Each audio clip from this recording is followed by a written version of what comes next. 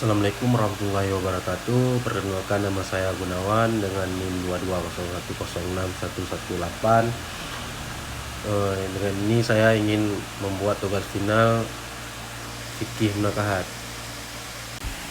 1. Sepasang suami istri Rizky Ardiansyah dan Rizka Salsabila sering terlibat pertengkaran hebat karena masalah komunikasi. Pihak keluarga masing-masing selalu ikut campur sehingga konflik semakin membesar dan buntu. Rizky Ardiansyah berniat langsung mendaftarkan gugatan cerai ke Mahkamah Syariah.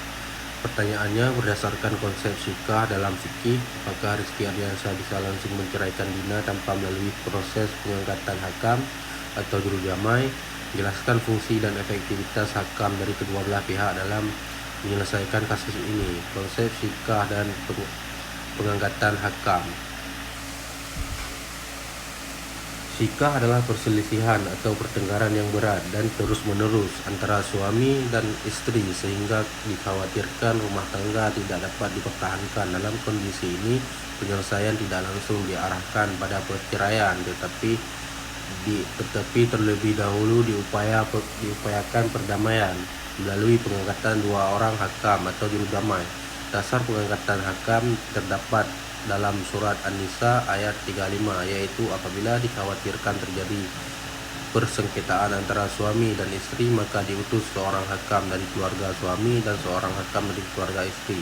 Kedua hakam tersebut bertugas mencari jalan damai dan memperbaiki hubungan suami istri. Dalam kasus Rizky Ardiansyah dan Rizka Salsabila, Rizky tidak seharusnya langsung mengajukan gugatan cerai ke Mahkamah Syariah tanpa terlebih dahulu mengupayakan penyelesaian melalui hakam, terutama karena masalah mereka berawal dari komunikasi dan campur tangan keluarga. Perceraian memang dibolehkan dalam Islam, tetapi merupakan jalan terakhir apabila perdamaian sudah tidak mungkin dilakukan. Fungsi hakam dari pihak suami adalah menasihati suami, mencari penyebab konflik, mengingatkan kewajiban suami, serta membantu suami mengendalikan emosi dan memperbaiki sikap. Sementara hakam dari pihak istri bertugas mendengar keluhan istri, memberi nasihat, menjelaskan hak dan kewajiban istri, serta mendorong istri untuk membuka ruang perdamaian. Efektivitas hakam terletak pada pendekatan mereka dengan kedua pihak.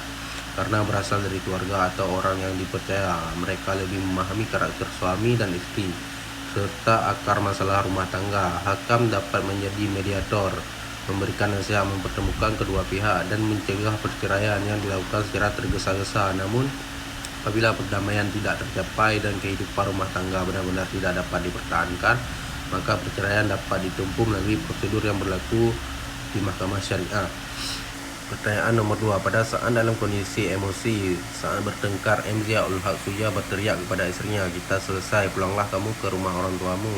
Seminggu kemudian mereka tenang kembali dan ingin rukun, namun sang istri ragu apakah ucapan MZ ul Haq sudah menyatukan talak atau belum. Pertanyaannya, analisislah ucapan MZ ul Haq Suja tersebut menggunakan pendekatan fikih nakahat terkait jenis lafaz talak syarih atau kinayah. Apakah talak tersebut sudah sah dan bagaimana status pernikahan menurut fikih nakahat.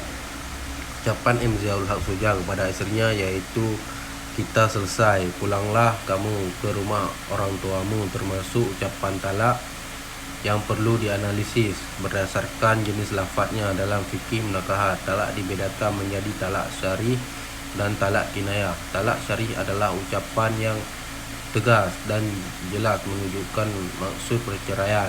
Misalnya, "Aku ceraikan kamu, kamu saja atau kamu saya talak, atau kamu bukan istriku lagi." Ucapan seperti ini pada umumnya dianggap menyatukan talak meskipun suami tidak menyatakan niat secara khusus karena lafaznya sudah jelas. Sedangkan talak kinayah adalah ucapan yang mengandung kemungkinan makna cerai tetapi juga dapat memiliki arti lain. Contohnya seperti, "Pulanglah ke rumah orang tuamu, kita berpisah, kamu bebas," atau "hubungan kita sudah selesai." Ucapan tersebut tidak langsung berarti talak sehingga kebiasaannya bergantung pada niat suami ketika mengucapkannya. Ucapan "Kita selesai, pulanglah kamu ke rumah orang tuamu" lebih tepat dikategorikan sebagai talak kinayah. Ucapan tersebut memang dapat dipahami sebagai keinginan berpisah, tetapi tidak secara tegas menggunakan kata cerai atau talak.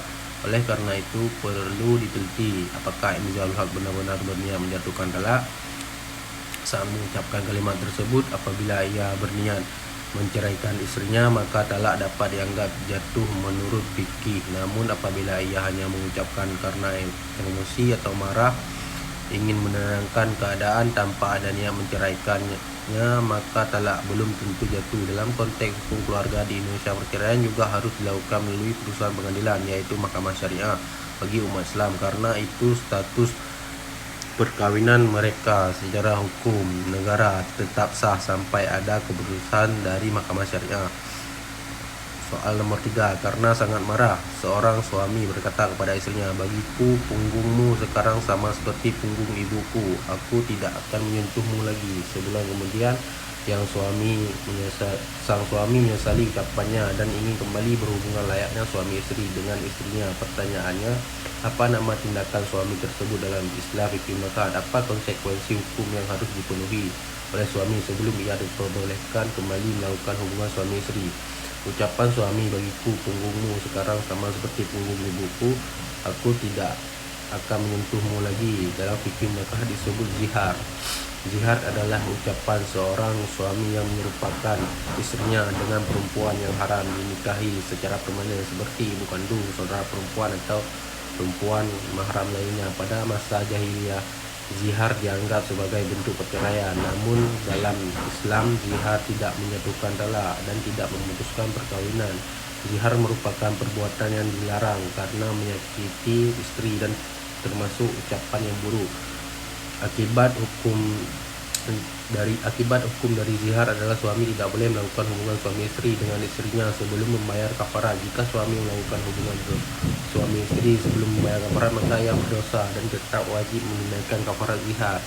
Kafarat zihar dilakukan secara berurutan sebagai berikut: 1. Memerdekakan seorang budak yang beriman.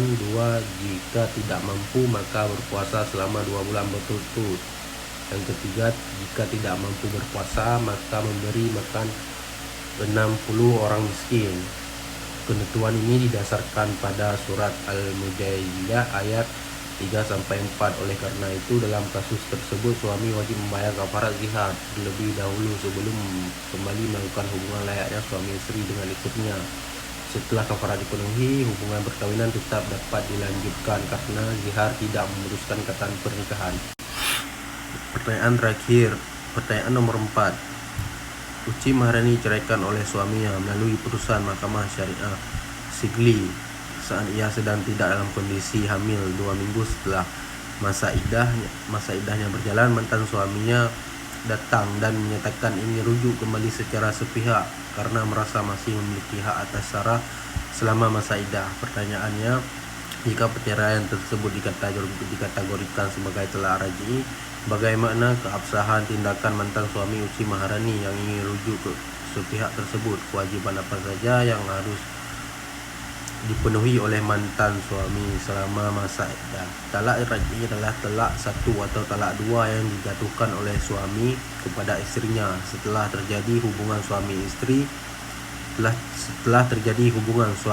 istri dan suami masih memiliki hak untuk rujuk selama masa iddah belum berakhir. Dalam talak raj'i, perkawinan belum putus secara sempurna karena suami masih dapat kembali kepada istrinya tanpa akad nikah baru.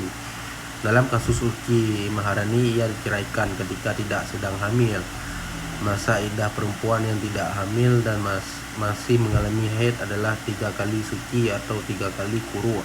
Karena baru 2 minggu masa iddah berjalan, maka masa iddah Uci Maharani kemungkinan masih berlangsung. Oleh sebab itu, apabila perceraian tersebut benar merupakan talak raj'i, mantan suaminya masih dapat melakukan rujuk. Namun rujuk tidak boleh dilakukan secara sepihak tanpa memperhatikan ketentuan hukum secara fikih. Rujuk dapat dilakukan dengan ucapan yang jelas, misalnya, "Aku rujuk kepadamu" atau "Aku kembali kepada istriku." Rujuk juga dapat dilakukan melalui perbuatan menurut sebagian pendapat ulama seperti berhubungan suami istri dengan niat rujuk. Akan tetapi dalam hukum positif Indonesia, rujuk sebaiknya dicatatkan di hadapan pegawai pencatat nikah atau kantor urusan agama agar memiliki kekuatan hukum dan mencegah sengketa di kemudian hari. Kewajiban mantan suami selama masa iddah dalam talak raj'i adalah: satu, memberikan nafkah kepada mantan istri termasuk kebutuhan makan, pakaian, dan tempat tinggal. Yang kedua, menyediakan tempat tinggal yang layak bagi istri selama masa iddah. Tiga, tidak mengusir istri dari rumah tanpa alasan yang dibenarkan syariat. Yang terakhir, yang keempat, menjaga kehormatan dan keselamatan mantan istri selama masa iddah, tetap memenuhi kewajiban terhadap anak apabila sudah memiliki anak, seperti biaya pemeliharaan, pendidikan, dan kebutuhan hidup anak. Tidak menyakiti, menelantarkan, atau memperlakukan mantan istri secara tidak patut selama masa iddah. Dengan demikian, mantan suami Uci Maharani masih dapat rujuk selama masa iddah belum selesai apabila talaknya adalah talak raj'i, akan tetapi rujuk tersebut harus dilakukan dengan niat memperbaiki rumah tangga, bukan untuk menyakiti atau mempermainkan istri. Sekian dari saya. Assalamualaikum warahmatullahi wabarakatuh.